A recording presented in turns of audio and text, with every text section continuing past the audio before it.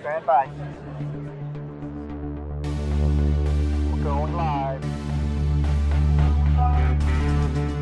We're going live. 10, 9, going live.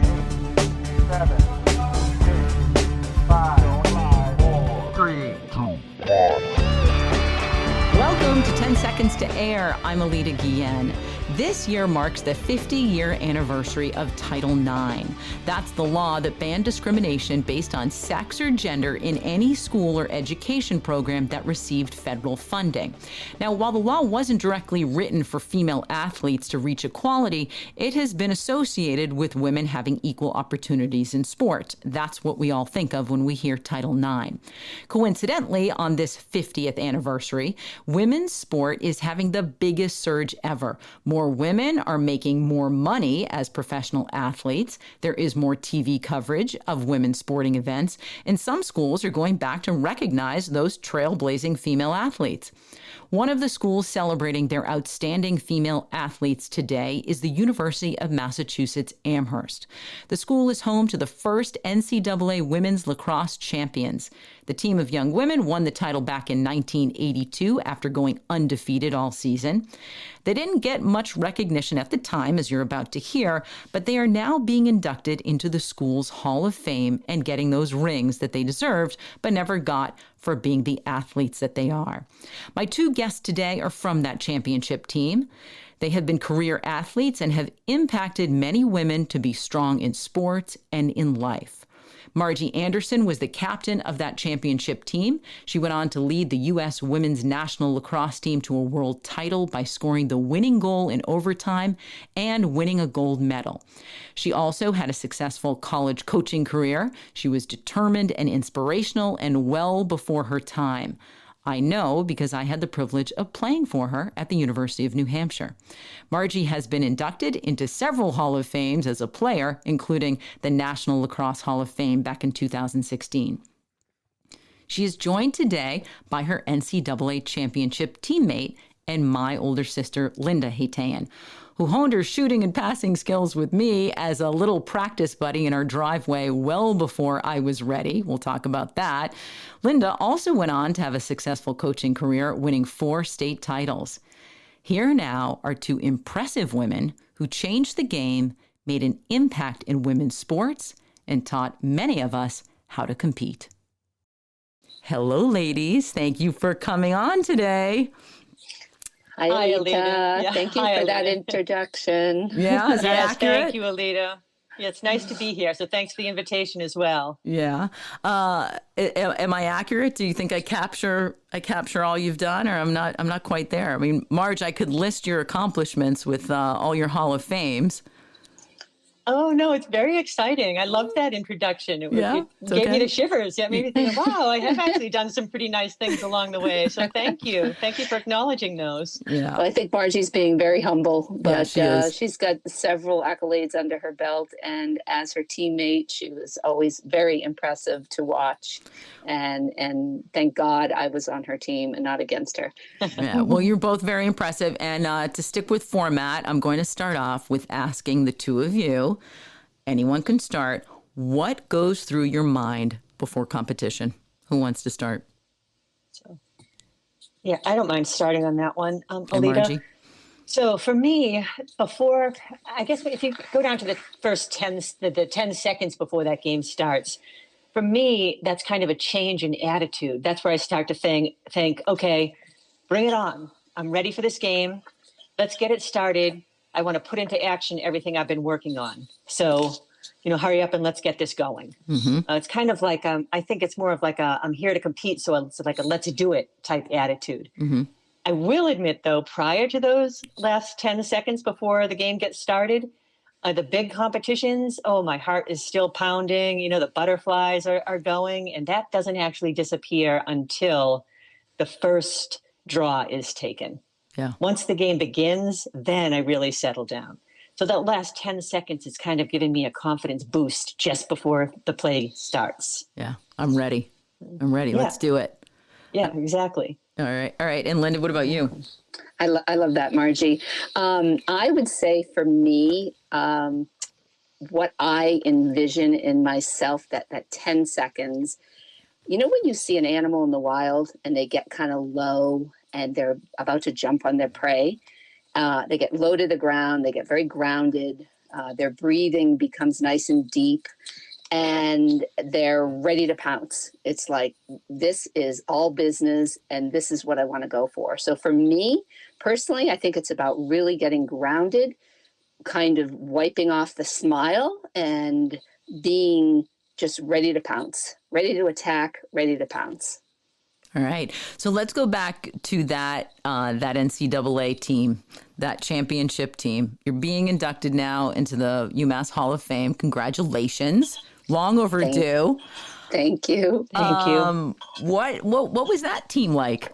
What was that moment like before that final game? I mean, you guys went 10-0. I have to say, I was a little kid at the time, and I do remember going to those games, and I just thought that's the way the game was played. I mean, I didn't realize how great all of you were. Apologies on my part, but I just, you raised my bar for athletics and a lot of things in life just by watching you. What was it like being a part of that team and being on that field? For me, it was wonderful. I mean, it was a fun time of life. It was a great group of people to be with. Everybody was energetic and enthusiastic. I think everyone came to that field as top-level athletes who were determined to compete, while at the same time supporting each other and having fun in everything they were doing. Mm-hmm. Mm-hmm. I love being a part of that group, and I give as far as kind of winning that championship title goes, I pass all those accolades on to my teammates, because I think they were the ones who just kept it together. We were a drama-free team as far as, gossip and getting behind each other and whatnot. There was no negativity there. Everything was positive. Everything was supportive. And it was fun to be a part of that kind of a group. Mm-hmm. Mm-hmm. What do you remember at the time? What you got for that big national title? What kind of recognition? Well, I can chime in on this. It's comical. It's sad and comical at the same time. We got a dinner, which I don't remember exactly where the dinner was. It was either like at a Howard Johnson's or a very low end, like Marriott Courtyard or something. We got hamburgers and hot dogs on paper plates, buffet style. Mm-hmm. And there was no fanfare. I don't believe there was any representation from the NCAA to announce our championship. And we got, hold on to your hat, we got luggage tags. Oh, all right. Luggage tags. Some of us still have those luggage tags. They were plastic luggage tags. Yes. But at the time, you were pretty excited about that. No, I think we kind of laughed at that. Oh, you did? Actually. Okay. Yeah. Yeah, back then I you think laughed at that. We all often, like Margie said, I mean, the team I remember is just having fun. Mm-hmm. Not too much fun, because we had a very, very strict and respectable coach who's also a Hall of Famer, Pam Hickson, who when we showed up to practice, we were all business. If she said jump, we would ask how high. So we were an incredible group of just gifted athletes in the sense that we were athletes, not necessarily incredible lacrosse players, but she was like a maestro chessman, and she put us all together, and we would die for her. And we did. We put it all out on the field for her and each other. Mm-hmm. And it was really, we had a lot of fun doing it. So after that whistle was blown, we'd always have a lot of fun, after the game was over. What did you think when UMass contacted you to say that you were going to be inducted into the Hall of Fame? For me, I was thrilled. I was so excited. I thought, wow, you have to be kidding. I mean, this is an honor that I feel is something that we should have been recognized for quite a while ago, but better late than never. Yeah. So, so for me, I just thought it was exciting. I thought it was great for the school to kind of make an effort to acknowledge and recognize an entire team for the accomplishments that they had put forth while they were there. Me too. It was very exciting. And what it brought was a lot of reconnecting with teammates. Some of us have lost touch. And unfortunately, out of a roster of 18, 2 have passed away, which is very sad. One of ovarian cancer and one of breast cancer. So that's, very, very sad. And it also brought a lot of happiness and joy and memories and reconnections. And Margie, as our captain, did a fabulous thing. She presented all of us with a question: where have you gone and what have you done since UMass? So we have this document on Google Docs, and everyone's given really quite an impressive biography. And it's been nice to have those connections and those memories, and it's all full of joy.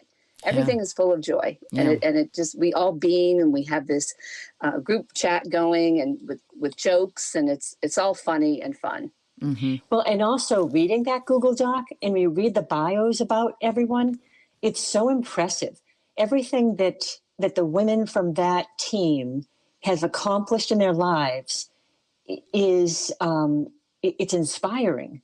It just makes you look at these things and go, wow, she did that. That is, and I knew her and I played with her. This is so impressive. She's done some pretty incredible things with her life. And you read that, it's player after player after player.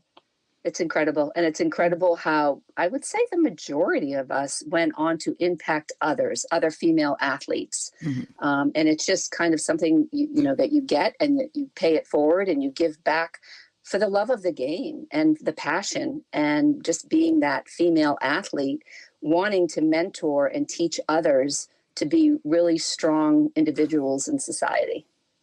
Mm-hmm. So you talk about the group, and Margie, you just said, wow, it's so impressive to look at that. You sound surprised.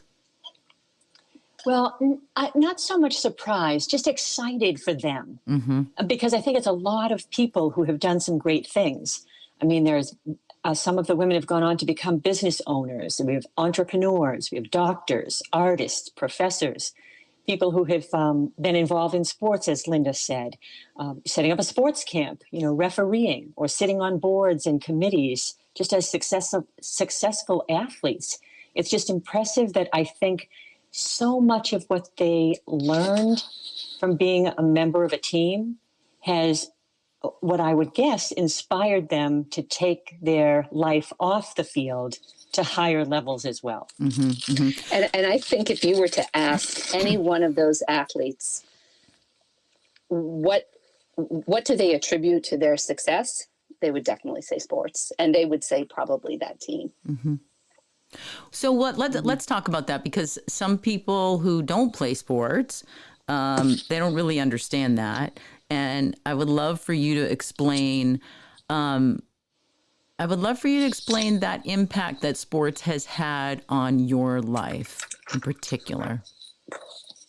What do you think that it allows you to do better? Or what kind of perspective do you think you come from because of your athletic background? Well, for me, I can tell you that it has affected my life in every way, on and off the field. I think there have been many life lessons learned through playing sports, and it's become a part of pretty much everything I do. For me, it's from friendships and the way I talk to people. It's affected my job, my work ethic, my attitude, especially about life's challenges, right down to raising children. Mm-hmm. For me, even to giving birth. I mean, it's that I can do this attitude that developed through playing sports. Mm-hmm. I think there's a level of confidence there. There's a lot of determination. There's perseverance. There's collaboration. There's so many things you learn from playing sports, and from playing at the higher levels. Everyone is out there to just really push themselves and push each other to succeed. I think it's also affected me in being able to work together in a marriage. Mm-hmm. Every aspect of life, I guess, is how it's affected me. I've carried it with me everywhere I go. Mm-hmm. Mm-hmm. Absolutely. I would, emulate what Margie just said and to springboard off of a few things that she already mentioned, I would say it really has taught me how to be resilient, even though we were a very successful team. And if you track back, I'm sure, Margie, through high school, we were always very successful. We had a lot of wins. I never really ever came from a losing team. I would just say that it teaches you how to bounce back, even if you have like a tough day at practice or possibly an injury. It's just teaches you really how to perform in all aspects of your life because of that collaboration, because of working in a team environment, not putting yourself first, putting others before you, having a common goal for a group of you to achieve, and just how to be able to really work with others. And it's kind of, it's never a constant, right? And neither is life. Life is never a constant. So you're constantly ebbing and flowing. And it just teaches you how to stay in those moments and never give up. Never give up. So I had the privilege of playing for Margie as an athlete in college. Thank you, Margie. You were a huge impact in my life. And all the things that you've said, years later, my kids may want to talk to you about some things. I'm probably a little tough on for certain things. And I'm like, my coach used to say, like the day, like the day, Alita, what did you do? You made them get out of the car and run home. And it was, Alita lives in a valley at the time in LA. Up the hill. Up a hill, like a serious hill. Yeah. They were like complaining about something. And I was like 7. You made them do that. Maybe not 7, but they were young. Than 10. And I was like, get out of the car and run up the hill. They're like, what? I'm like, they needed to feel what, I don't know. I don't know what the lesson was, but it seemed like something Margie might have done. I don't know. I'm going to blame it on her. Anyway, what I want to say is, you were, as a coach, well before your time. Stuff that's coming up with the Me Too movement and whatnot. I mean, so much has come up that we've talked about recently when it comes to women and women having a voice. And I feel like decades ago, you were teaching that. I feel like I remember some of the work that we did off the field, which, by the way, who was doing work off the field at that time? You were doing like psychology training with us or building confidence and team building off the field. Where did that come from, and why were you so ahead of your time? Yeah, I don't know, Alita. Thank you, first of all, for that shout out, I guess. It's nice for a pat on the back. I think that growing up in a family of 10 probably helped me have to live with all of the teamwork attributes since I was a very young child. I'm right in the middle of the pack of 10. I'm number 6. So you learn to give and take. You learn to, if you want something, you speak up. You learn to collaborate. You learn to do all of those team things.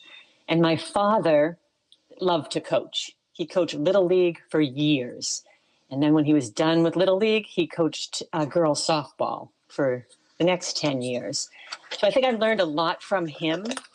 But I do think that there's so much more that goes on to being a member of a team and succeeding than just whether you win or lose during the 90 minutes that you're on the field playing whatever game it might be.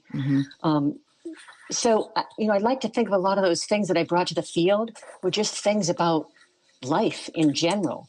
And what kind of things were you using in your everyday life that helped you go to the next level? And so I tried to bring those to the athletic field. But that had not been done for you. I mean, some of that stuff you came up with on your own. Yes, very true. Very true. I don't know. I just thought of it. When I was in the moment. It was like, okay, how can I help these women get to the next level? What do they need to do next besides just work on their skills and their tactics? Let's see what else we can do.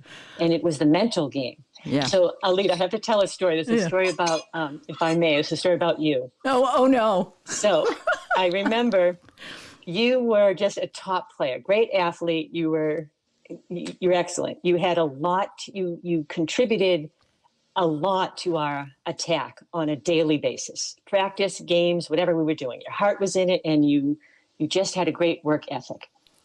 You were getting frustrated, though, because there was another player on the team who handled the ball more. And the two of you had... Where is this going? Ball hog. No, you both played a very similar role. No, you both played a very similar role on the field. And you were getting frustrated because she had the ball. You just felt like, she wasn't passing me the ball. I remember. Yeah, she wasn't passing the ball. Yeah. So you came into my office and you said, Coach, I want to have a meeting. You came in, you sat down with me and you said, okay, well, player X is not passing the ball to me as much as she should. And I looked at you and said, okay, well, what would you like me to do about that? I remember this. And you just looked at me and you said, you just looked at me and were like, well, I don't know, but I want you to do something about that. Yeah. And I said, oh, Alita, would you like me to, every time that she has the ball, say, pass it to Alita? Or do you want me to tell her whenever she gets it, she has to find you and pass it to you? I said, and of course you're going, well, no, that's dumb. That's not going to work. Right. And so but I said, well, you have to take charge of that situation. Figure out how you are going to get her to give that ball to you. Yeah. And when you have it, you have to take charge and let everyone else around you know that you are in control just the way she does. Yeah. And then you'll be able to work together instead of you feeling like you're following her all the time and you're trying to keep up. I said, keep up. You're good enough to do it. The only reason it's not happening is because you in your head, you are not allowing it to happen. And I swear to God, the next day at practice, you were a different player. Really? You were out there saying, give me the ball. And when you got the ball, you're like, I'm in charge. Everybody, I'll decide where it's going next. Then, made a huge difference. I do remember that. That is so funny. Okay, and just to back up to that, I was a freshman. I had no business. Yeah. I came in, we're in a Division I program, top 5 always in the country. And I walk into her office and say, I'm not getting the ball. And I remember Marge that is such a great lesson. Okay, and I have told my kids that. I have shared that lesson with my kids. And I learned so much from that, which was basically, hey, if there's something that you want, that you're not getting, that you think you deserve, go get it. And if the way that you're doing it is not working, try another way. Right. To you. That's the whole message that was out there. It was like, okay, this isn't on me as your coach. This is on you as a player. Yeah. You need to figure out how to make this happen. You want it? Go get it. You must have thought I was nuts. You must have thought this girl's nuts. No, I didn't at all. I thought you were coming in because you really had a question and you could not figure out how to. I couldn't figure out the answer by yourself. So I'm happy. I would say I'd had an open door policy. I want you to come in and talk to me. And I was happy that you came in and talked to me. For you, this was a very serious question. Yes, it was. You wanted some help getting to the ball.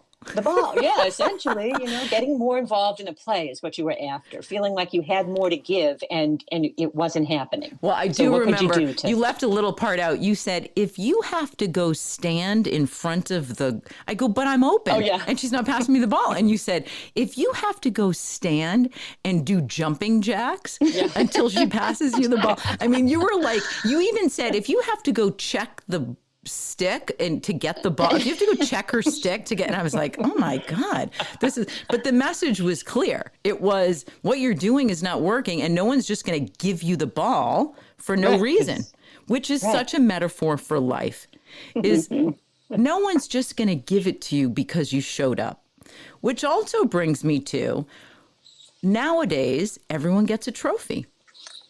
How do you guys feel about? You didn't even get a trophy. You guys won the trophy. You got a luggage tag. Everyone gets a luggage tag. If you were 6 years old playing on the local field now, your trophy would have been huge. I know. Just for showing up. You didn't even have to win the championship. Well, that's been a big, big motivating conversation for me. As you know, Alita, about my Grit for Athletes program. The culture of the game has changed so much. And I'm sure, Margie, you can probably weigh in on this as well, where the entitlement is so prevalent now, not only with the student athletes, and it starts at the youth level, but, and I could be getting into a very, very hot topic right now, but also with the parents. And the day of really working hard and earning and going to get it, go after it and go get it, and keep going after and go get it, has really diminished over the years. And I developed this program called Grit for Athletes, which is basically performance under pressure. And it really holds you accountable for everything that you do on the field in every moment, and how to respond versus reacting. And, you know, I have a colleague that I created this program, not really created the program with, but created my company, Growing Resilience. And she's a clinical PhD psychology. And we went on many, many, many walks and talks prior to forming our LLC. And she, coming from a clinician standpoint, who's a PhD psychologist, was always complaining about how she saw so many kids failing to launch, and how so many depressed kids and kids on antidepressants and kids, you know, coming back from college, not being happy. And we decided that we're going to formulate this consulting group. And I have a leg of that, which is the Grit for Athletes. And it's talks about just being accountable and performing under pressure, and not everybody gets a trophy. And so that's, you kind of, how's that going? Hit a chord. How are the parents feeling about that? You know, the parents are really not involved at the high school level. I teach it at the high school level. My colleague and I, Carolyn, have attempted, and unfortunately, I think we just didn't put enough effort into it at the time, to start with the parents, because we believe that's where it starts. At a younger age, you know, probably 4th, 5th, 6th graders. And so my focus now is going to be on the athletes themselves at the high school level. And some kids are a little bit shocked when they have to journal and talk about their own goals and action steps to get those goals. So you could say, yeah, I want to increase my shooting percentage by 30%. Well, tell me how you're going to do that. I don't know. Well, tell me what those action steps are, and are you being accountable for those action steps? So, yeah, it has changed, and I think Margie and I are both now still in high school coaching. So I find that as a little bit of a challenge these days. You know, kids are so involved in so many different things and have big expectations from their parents as well as themselves. Yeah. I can't tell you how many people I talk to and say, wow, you're a Division I athlete? Yeah, my kid's going to be a Division I athlete. Like, you just decide that? You just came in and decided that? How's that working? And she's only, what, 6? Yeah. She's only 6. Yeah. Marge, what have you seen? Because you ran camp for a long time, right? You went into, was it the all sports? What was it called? Oh, yeah, it's called Spirit Sports Camp. I remember that. So I ran that, gosh, for 28 years, actually. And that was fabulous. I mean, we taught a lot about the life lessons that you get from being a member of a team. And we brought those out into the forefront of our conversations on a daily basis at camp. So it was very rewarding for me. And the girls who were there, it was wonderful for all of them. But they were all in a position where it was not a competition. There was no one trying to be the best of anything. They were all trying to be the best that they could be. Mm-hmm. And you know what I like as an individual, Margie, with that sports camp, I read in your bio, it was 5 different sports, right? It wasn't just hyper-focused on lacrosse or field hockey or soccer. It was 5 different sports, right? Didn't they have a... So we offer 10 different sports, but the girls choose 5 to go to. So every morning, they'd go to 3 different sports for 1 hour each sport. And in the afternoon, they'd go to 2 different sports. So that was all wonderful. I think when you talk about, playing for trophies or not playing for trophies, I think that it depends on what you're trying to accomplish with the group of athletes that you're working with. Mm-hmm. I think it depends on their age. I think it depends on, there are a lot of factors to go into that. You know, what are the benefits they actually get? I think there are times where they may get benefits from everybody work and you work hard, and as a team, let's achieve this goal. So as a team, we're all being rewarded for that. But I also think there's other times where, okay, let's see who has worked the hardest, who's given it everything, who's been a leader, and that person gets awarded, a goal. So I think it needs to be not just across the board, one thing works for every situation. I think it needs to be evaluated so that you can get the best out of each individual. For a lot of kids, I think some of it is you want to keep them playing. Yeah. Younger girls, we want to keep them playing in the sport. So how do you do that? And if year after year, it's the same girl is receiving the same recognition or the same one trophy's given, and it goes to that one player, which is awesome for her. But I think it's difficult for everybody else. It's like, okay, so wait a minute. So what are we doing here? So it's like, how do you put this all together so we can actually get the best out of award giving in every situation? So that's interesting. So I'm going to go back to, there was an exercise that you used to do with us as college athletes that I think is incredible. I don't know how it would fly today, but I'm going to remind you of it and see what you think. You used to split us up in groups, and you would say, there's 5 minutes on the clock. We're down by a goal. Who do you want to have the ball? You'd give us all these scenarios, and it really made us aware of our strengths and our weaknesses. It made us look at ourselves as a team.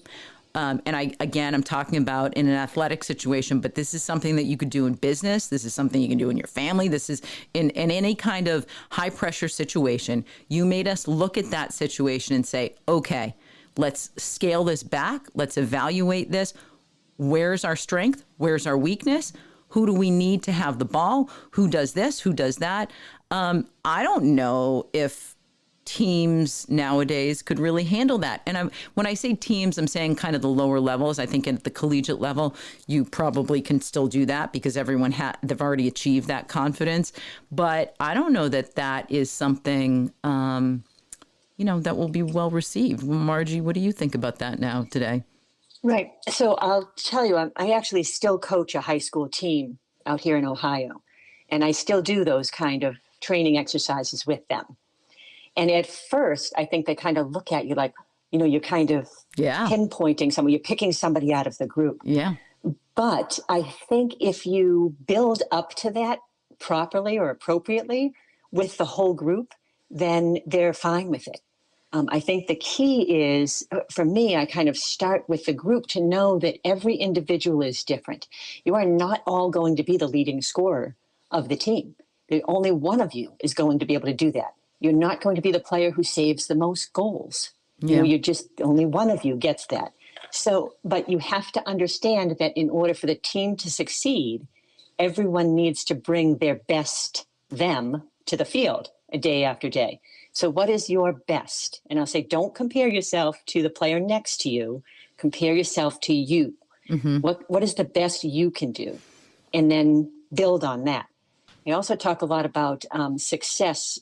I tell them the way I describe success is a successful person is one who gives the most of herself while bringing out the best in others. Mm-hmm. I say that's what we're after. Mm-hmm. And so if you can bring out the best in yourself while also bringing out the best in others, then you have been successful. Mm. Well, in order to do that on a team in a win-loss situation, you have to know your teammates' strengths and weaknesses. Mm-hmm.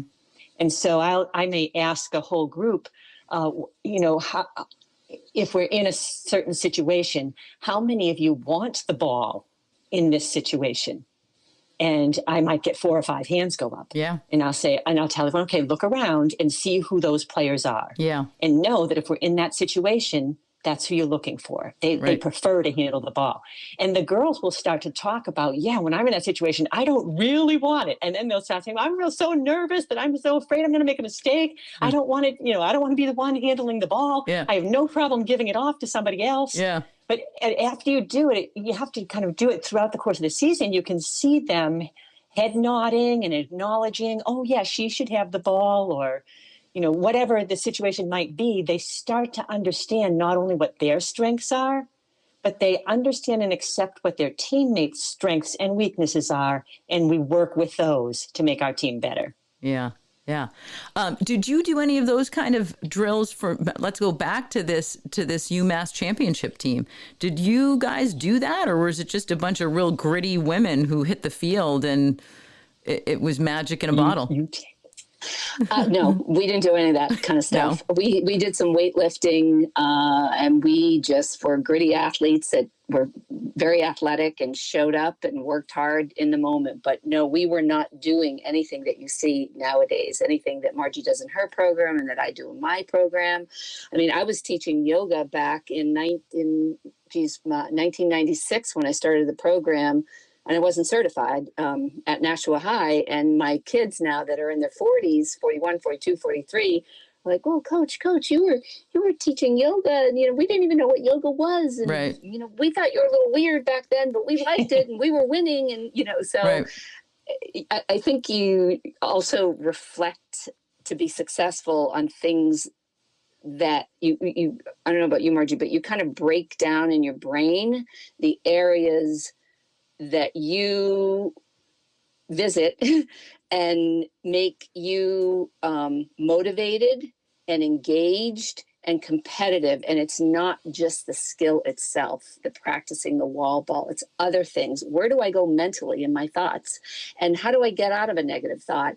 And when do I get hijacked or handcuffed?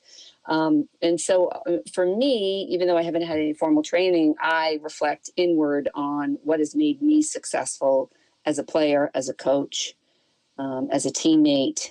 And I try to bring those to the kids. Well, you say you don't have any formal training. I would say that you've been an athlete your whole life. You have the most formal training. That's right. Thank you. Yes. And I guess so. Yeah. And I don't think that people recognize that you don't need a PhD in psychology to get this kind of training. I mean, the time that you've spent on the field with your team, with the situations that you have been in, with adversity that you have faced. I remember being on our collegiate team, and there were a lot of different women on that team, Margie. You may remember there were a lot of different personalities. And I remember, you saying, and I've used this line before, you do not have to be best friends. You do not have to hang out with each other. But when you come to this field, you need to work together and have each other's back. And again, that's something that goes beyond the field. I want to ask you both about Title IX since it's the 50th anniversary, and you are being recognized really because you're the originals with the championship. How did you were both playing sports just after Title IX? Like, you were kind of the first athletes. I mean, you weren't. It was in 1972, but it took time for some of these things to stick.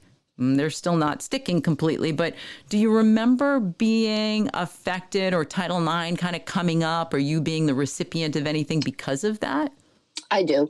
I had two great high school coaches, and they pulled me into their office at Lincoln Sudbury High School in Massachusetts, and they said, there's these fantastic financial opportunities coming up, and we think that you are a great athlete and you should take advantage of this, and we're going to write you a letter of recommendation, and I want you to tell us where you think you want to be in the country to play. And I was like, what? And I had two women role models who really had faith in me and shine this light on this opportunity. I mean, Alita, we were first generation. We were, had immigrant parents, and they didn't know anything about this. And neither did I. And they mentored me and talked to college coaches and wrote letters of, I think I still have the little letters of recommendation on handwritten, not handwritten, but finger punched typewriter. Yeah. Yeah. And they opened the door for me, and they really pushed me right through that door. And as a result, I got several offers in field hockey for scholarships, and I did end up taking one at the University of Arizona, and it was just such an incredible catapulting of an opportunity that I would have never had if I didn't have those two coaches I vividly remember them pulling me into our office. I mean, I was 16 years old at the time. And, but that was a direct result of Title IX, of them having funding that they had to match. Yes. Yep, yeah, they did. Yeah, the schools were getting funded. There was money out there. And this was a time where it was based on athletic performance only, not on any financial need. Yeah. So that was pretty cool. And thank God not on academic performance, because, I wasn't exactly a straight A student. So thanks for sports. It kept me eligible, kept me in school. Right. Right. And Margie, what about you? Teaching at the collegiate level, you were right. You probably experienced a lot of Title IX effects. Yeah, so very similar to what Linda just talked about was true for me as well. But I can go back even before that, because I remember I wanted to try out for the boys' Little League team. Mm. And so they were having tryouts on the high school field. So I had to be maybe 10 or 11, maybe 12. And I went to tryouts. And I got there, and the men who were involved with the tryouts with all the boys told me I couldn't try out. And I said, well, why can't I try out? And the reason was, well, you're a girl. And I said, well, I know I'm a girl, but I like to play baseball. So I came here to see if I can try out. Well before their time. Well, still said, sorry, girls just can't play. And I can remember saying to him, why not? I said, I'm probably better than half the boys that are out there. Why won't you let me try out? Yeah. And they said, I'm sorry, but you're a girl, so you can't try out. I was so crushed. I just walked home just so sad that I couldn't play a sport because I was a girl. It made absolutely no sense to me whatsoever. I mentioned to you I'm one of 10. I have 5 brothers and 4 sisters. So it was 5 and 5 growing up, and my parents treated us all the same. Whatever they expected one to do, they expected the other to do. Well, I remember getting up to high school and looking at the sports that were there. So my sister Karen, who's about 8 years older than I am, when she was in high school, her options were she could be a cheerleader, or she could be a cheerleader. Yeah. Right. So as a cheerleader, back then, there wasn't all the athleticism that takes place in cheering now. Then you literally stood on the sideline and you cheered in unison for the boys' team. So that was Karen's pretty much only option. But then 4 years later, I have a sister, Marianne. She's about 4 years older than I am. Well, in her generation, that's when sports for girls really started to take off more in high school. That's when our high school started girls lacrosse. And shortly afterwards, they started soccer. So when I came along, I had options. I had sports that I could actually pick from to play. And that all just happened in about an 8-year period. So for me, it was exciting. I was glad that I was born a little later than both of them were, so that I could at least, by the time I got to high school, I could, start playing on these different teams. Actually, and in middle school, there were a lot of teams. They had soccer had started, and basketball was always there. So there were a lot of other sports that were up and around. But I think you could tell more and more were being added because of Title IX. Yeah. And then by the time I got to the collegiate scene, there was a lot that we had and that we appreciated we had, but we could always also see there was a lot that we didn't have that we probably weren't going to get in our 4-year time of being at college. When you say a lot we didn't get, what do you mean, like facility-wise? So facility-wise, so we were always able to use the weight room and whatnot, but our field was not nearly as nice as the men's field in both soccer and lacrosse. We went on trips. I remember UMass, we played Penn State, and I want to say it's like a 12-hour drive. Well, we took vans everywhere we went. We didn't fly anywhere. Yeah.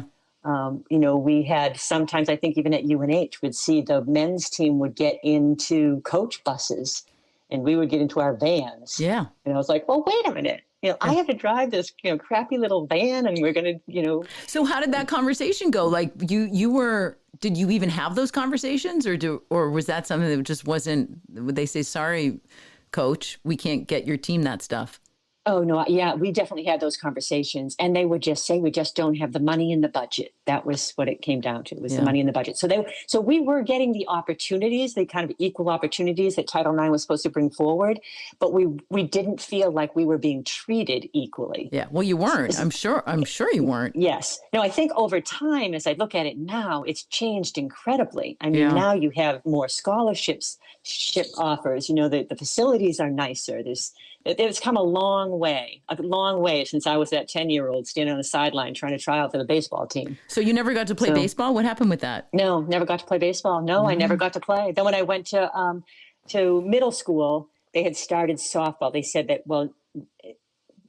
in the 8th and 9th grade, I tried to see if I could also play baseball, but they said no because I was a girl and they had softball teams. So if I wanted to play that sport, I had to play softball. Yeah.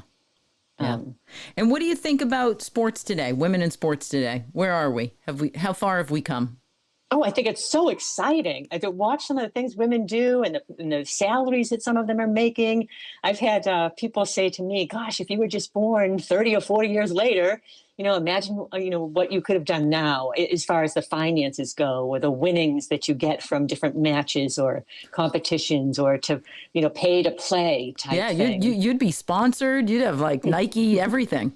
Oh, it would be so exciting. I think, how great is that? And so not to kind of get, disappointed in that I didn't have some of those things during my lifetime. I look at it as, I was a pioneer and a trailblazer, and I helped make it possible for the women to get those things who get it now. Yeah. Yeah, definitely. Yeah, I think that's the only way I can look at it and not be too disappointed. When you look at that luggage tag, that's what you think of. There you go. That's it. I have such memories of when we were at UMass. We were not just a one and done team. We had success for years, and we would play at this field, and we would have maybe, I don't know, a dozen fans, and then the boys would play at Boyden Field. And the hill, and they were not that good at that time. If you compare they were not good at, they never made NCAA, a berth, nothing. And the whole field would be filled with fans. The school would come out at, the woodwork, even people that didn't even know anything about lacrosse. Remember, they'd sit up on that hill, Margie? Yeah. Oh, yeah. And we would get, I was one of those 12 fans. Yeah, you were. And doesn't that say something for us, as just being true, passionate athletes? What were we playing for? We were playing for the love of the game, love of the game and the competition and the success. And, we used to joke about that, like, oh boy, nobody's here. We would be shocked when people would show up. Like, wow. Right. Right. Have you been back to the school? What does the field look like now? Well, it's quite impressive, actually. And hopefully we're going to get some of these out-of-towners that have not seen the field recently. I think most of us were Massachusetts-based girls that did go to UMass. It is adorned with the legends. Oh, really? And Margie and I being, one of our pictures out there. Have you seen it, Margie? I think we had this conversation. Maybe I had it with Holly. No, I look forward to seeing it next week. You got a big picture of you on the... Yes. So when you enter Garber Field, which is now locked, and now the girls lacrosse play on it, there's a huge article on our 25th anniversary when we were honored. It's a team picture of those that were attended that 25th anniversary. And then there's a team picture of our 82 team with an article. I mean, it's huge. And then you walk in to the field and you look up to the left, and there's legends from the boys' side on the left all the way down around the hill. And you look up to the right, and 4 of our team pictures are up there, team pictures. So the 82 team, I think there was a team before that, maybe a 79 team that made like the IWCA tournament or something. Mm-hmm. And then there's our 83 and 84 team that did make it to the Final Four. And then you see individual legend shots all around the fence. And it's really, it gives you goosebumps. It's quite impressive. Cool. Are you guys going to bring your lacrosse? Does anyone still play? Does anyone still have a lacrosse stick? You do, Linda. I know you do. You do. Margie, you do too. All right, I do too. It's in the shed, but I do. Yeah, it's in the shed. It's in the shed. And it's probably really dated. I can't even, I'm sure the equipment is like, I need a new one. Let's just say that. I For need sure, a new it's one. Oh my changed, gosh. for sure. Well, congratulations to you both. Huge Thank you. congratulations. Thank you.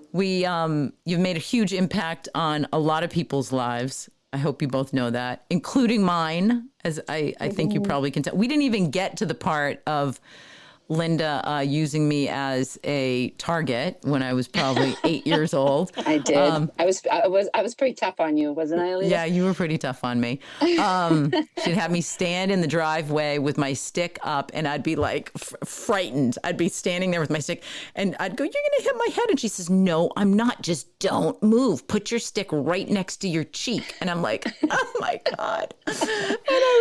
And she would hit it. Not my face. She would hit the stick every time. She's like, "I'm feeding the ball." She'd go to the edge of the, edge of the driveway, pivot, turn, do a few stick moves, and then whip the ball. What felt like at my head at like 100 miles an hour, and I'd have to catch it. And if I dropped it, she'd like, well, I'd reap that. But yeah, you were pretty. I'd always say, "Don't catch it with your face. Catch it with your stick." Yeah, I did. I don't think I ever caught it with my face, fortunately. But I'm a little traumatized. I'm going to admit I'm a little traumatized. I do have flashbacks. But it was all in good fun. And I personally thank you both because you're a huge impact in my life and in my kids' life. They don't even know it. And probably in all the people that, that I come in contact with. So thank you. You're welcome. Cool. You're welcome. Thank you for everything you've done. Yes, and thank you for doing this.